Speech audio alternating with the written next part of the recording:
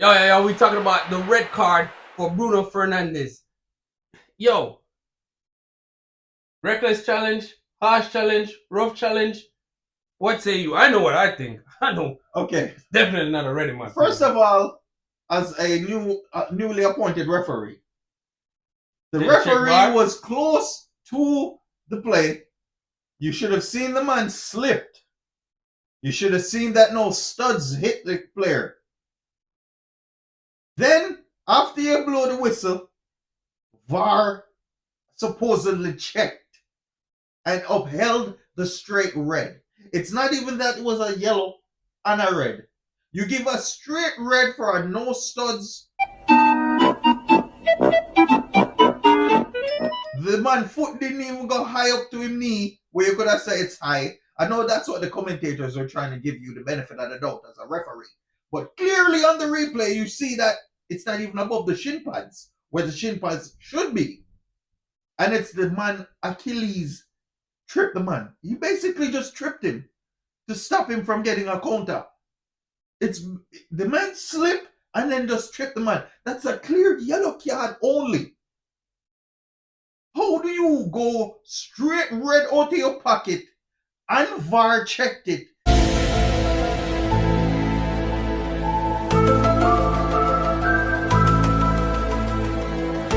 And uphold it. VAR is such garbage. The refereeing, clearly there's a buyout going on with these referees. I think they're betting on the games. For sure they're betting on the games. They have some referees that be outside in a certain club jerseys supporting specific teams in the league, which should be outlawed. Because in a way, you have to bias. You see what I say? You have the referee them in the Arsenal game where them give Rice red card. And we don't like Arsenal, but fear is fear. See? And then you have a couple man in this game where we kick with the ball too. Didn't get no card.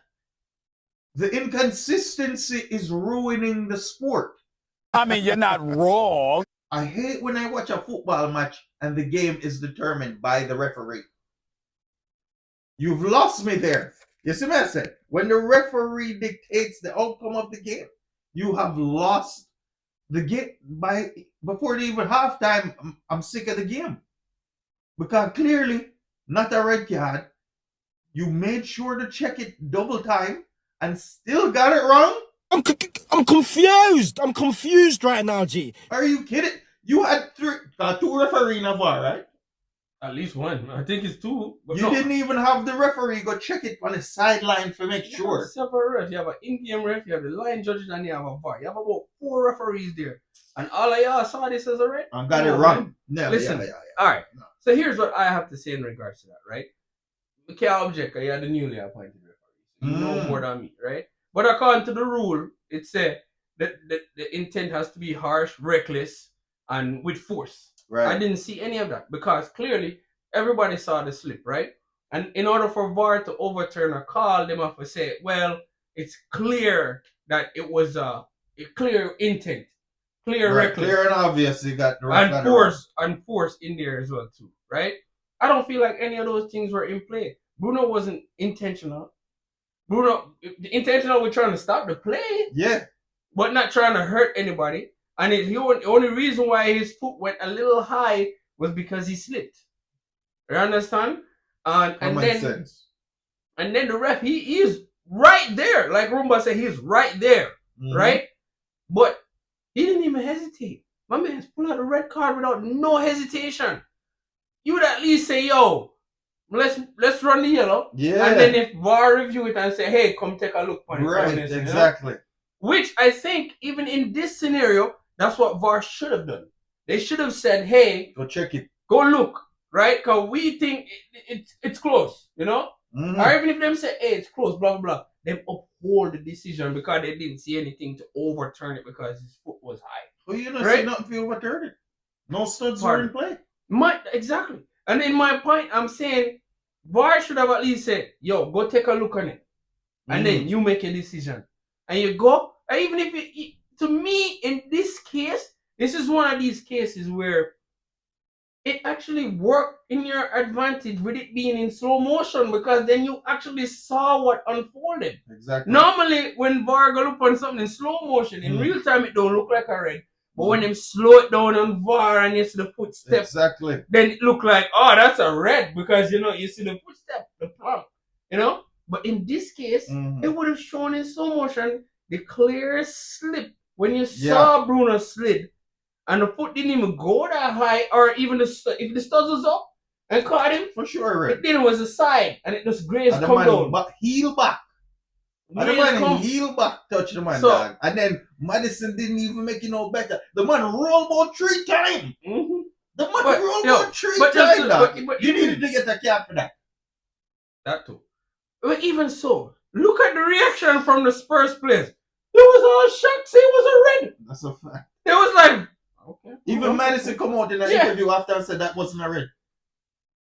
Even Madison went to Bruno. He was talking. He was like, that's a red. The man get up right away. If he was a red card, the man He would ain't have getting up. getting up and chat to the man after before he even walk off the pitch. And that does change. Well, I want to say change. I want to sound like Ten Hag and say that changed the whole flow of the game for us. No, it didn't. You was playing like shit before that. It's bad. Don't even get me started. It wasn't gonna. It wasn't gonna get any better. But without Bruno, it got even worse. But even so, let's talk a little bit more about that, right? Bruno has been in a funk for ManUtd, dog. I mean, he has no help. The midfield has no cohesion. One midfield at the way upfield, one the far left, one then at the. There's no connection where the man them can make 3-4 passes and every diagonal diamond farm. You see what I said? And the left back is always There's. I understand that I don't come up with this stuff. I just forward it along. He's playing inverted. Invert your gyal. But yo, the man them just know, no matter who you place with Bruno, it seemed like the two defensive midfielding thing is not working. Clearly. But we keep going back to the same thing that's not working. It's not working. Play Eriksson next to Bruno. Play Hoyland next to Xerxes. We need 2 forward. We have to outscore our opponents. Clearly our defense is not gonna stop anybody. We can't play counter attack because we can't make a 5-yard pass. Yeah, and on top of that, when I say you got to the man to play him in the CDM, play one CDM, Yes. make him support the defense behind, and make Eriksson and thing they go on. But we're talking about changing the formation and doing something different. We know it's not gonna happen. Okay. That now go happen. Okay. So we can just stop talking about it. Ain't no way this was Ten Hag's formation when him in the Dutch league. Honestly, don't This know. could never be his. I don't That's know. probably the issue. He can't play his identity from the Dutch league. How can you? The Dutch and the EPL is different. So you trying to implement something that No, you use no, in the no. Dutch league But- is not gonna work. But clearly it wasn't 4-5-1 or whatever this bullshit is. He's out of line, but he's right. That he's inherited. Whatever this is, this cannot be what he was used to coaching. But Because bro, this let me 4-5-1 show you. is trash. Let me show you how stupid it is, man. Sorry to call him stupid. I said Mm. stupid, but it's just not smart, right? The man sticking to this formation, even when we had 16 injuries plus last year. Yeah, it's the The same man thing. still stick to the same formation. That don't make no sense. Bro, half of your team gone. Again, I'm gonna tell you, is play to your personnel and your strengths. Mm. So you're telling me, say, every single man on the team is just tailored to that formation. And it's Apparently. not, because we can make a case, because when Sancho was there, he's Mm. playing Sancho in every single other position except for Sancho. Because Rashford is a golden child. He has to play. Clearly. A bullshit? I look Rashford at, cannot and then edge. everybody's like, well, everywhere Sancho goes, he's enjoying his football and he's playing great. The man have an assist in every game for Chelsea so far because he's playing in the position that he wants to play. And he has a coach that believes in him and support him. Yo, if me was a player, I need a coach like Ten Hag will believe in me like how I believe in a Rashford, because Rashford can do no wrong. Apparently. I'm not saying Rashford is a scrubber. No, Rashford Yeah, is a oh, yes, he is. Oh, yes, he is. He's a freaking scrub. Scrub where you wear go to nursing school. Oh, shit. Scrub where you wash the floor with the coconut broom. Sitting with. He's a scrub of scrubs. You see what I say? What are you talking about? I'm not saying he's not a scrub. He's For out of 2 form. seasons. Okay. For He's out of 2 form. seasons. He's out of form. I'll say that. I'm not gonna say he's not. He might have talent, but out of form. I don't know what this is he's going through, but he's clearly way out I of must form. see vacation for him put in. Leave of absence farm? What kind of farm? I must see chicken farm. What we talking about? I haven't a clue what's going on here, but I'll act like I do. Yo, but yo, the red card is going to be a godsend for the team. You know why? Who goes to Because they're Let me tell you something. Let me tell you something. All right. Let me tell you something. Let me tell you something. step up your bumper class. Step up your bumper class. It's gonna be an excuse to live on. They're gonna hang their hat on the excuse of Bruno not being in the team. Alright, hold on. I'm gonna ask you a question. Cause I think that's a really great point. And you know Tenag loves his excuses and he's gonna remind you that he wants to show his They're gonna harp Don't on forget that, right? And we have to stick together and stick to the plan, right? And bounce back. We gotta bounce back. Anyway, let me ask you a question. In terms of Bruno and when the man them away with them international team looks so much happier. Not just Bruno, but several other players, right? But do you feel like, to me, do you feel like Bruno is tired of always playing hero and just want somebody to help? There's some help, somebody else who can take that burden off of him, so it doesn't always have to be him. No, that's the one that delivers every time. You don't feel like Bruno feel that way sometimes? Bruno is a captain. Bruno is a leader. Bruno knows what it takes to be winner. You see what I say? Yeah, so he's not tired of doing things himself. His team needs to follow the leader. Bruno is leading by an example 90% of the time. But the players around him, the core, follow suit. Is either the man that make too much money, they might party too much in Manchester, they have gal problem from Rashford losing gal in a spunk. He don't have no farm. The off-field things are intertwining and messing up the professionalism. All right, hear me I said though. I do think that it does impact Bruno. Because remember, to a certain degree in the off season, Bruno was willing to leave or at least listen to outside. Why would you be and hear what his thoughts were? Remember, Ten Hag run come scoop him from the interview before he said anything else. Because he was saying, I need to see more from the club, not just the coach. But he basically said, I need to see more from the club and the coach. Yeah. And the coach was like, oh, we're good. Nothing is wrong. And come grab him on it.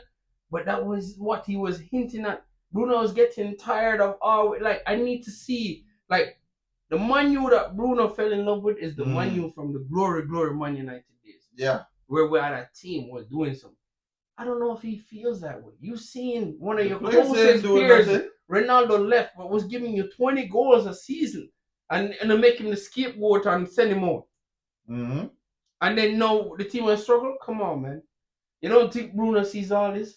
Yes, of course he does. So the players them have paid enough money for bringing in and you finally get Bruno for signing a new contract. But look, you brought in players that are there now, and they're not making a believer out of anybody. At this point, it's the players that need to come together. They need to have a player meeting. They need to have and everybody file them grievances in the players only meeting. Everybody set in peace. Everybody fist fight if them have a fist fight. You see what I say? Square up. The man gonna laugh and go home and them good. They ain't gonna do this. It's not like back in the days. Like, yo, when you hear Roy Keane and them man, they say, yo, after a game like this, somebody in that locker room, you know if Ronaldo in that locker room, he cussing. He cussing off the coach. He cussing off everybody. Exactly. Everybody. Roy Keane cussing off everybody top down. And these dudes are not winners, bro. No. All right, the mentality. Don't get me started on it because it's shook. They don't even have that championship mentality at all. Let me close it up on this. Zine. You know, say, oh, who steps up in Bruno's absence? That I think that answers the question, right? Van Nistelrooy. When he episode though. But Ericsson will go play. May not hurt. You see what I said? So it's gonna be Another Ericsson. excuse is what you're trying to say. And then they probably play false nine with Xerxes playing and then Hoyland playing above him. Xerxes about to get benched. So No, I'm saying because Bruno is out and Maino is out, Xerxes gonna play the 10 where Bruno when they play and Hoyland play above him. And then you have Ahmad out. I don't even.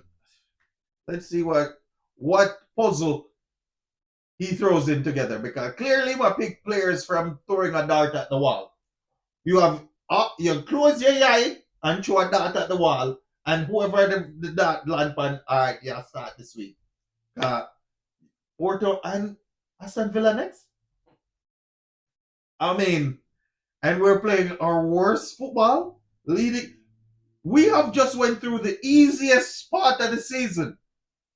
We've played some trash teams, and now we're going to go into the heart of the first part of the season. Hold on. I don't want to drift in, but I forgot this point earlier. But bear in mind, not only are we 4 points above relegation, but the only team in the league that has scored less goals than us is Southampton. You hear what I say? Yeah. That's a relegation team coming from the championship. Yeah. And we've scored 1 goal at home in the past. Yeah. Three four games. 1 goal. At home. At home. The stomping grounds. The Saints were marching in louder than the man. So United at Old Trafford. And for majority of the game, I'm hearing the Saints are marching in. I wonder if somebody else stadium with it, because this can't be Old Trafford getting sung out of the park. No way. When you go Old Trafford next season. No way. Oh my gosh. Yeah, I'm gonna be in plain clothes, neutral. I can't be in full red. Yo, y'all already know, man. This your boy, right? 2012. The embarrassment continues on. That's your boy, Dan Rumba. Man, thanks for watching, man. Depression.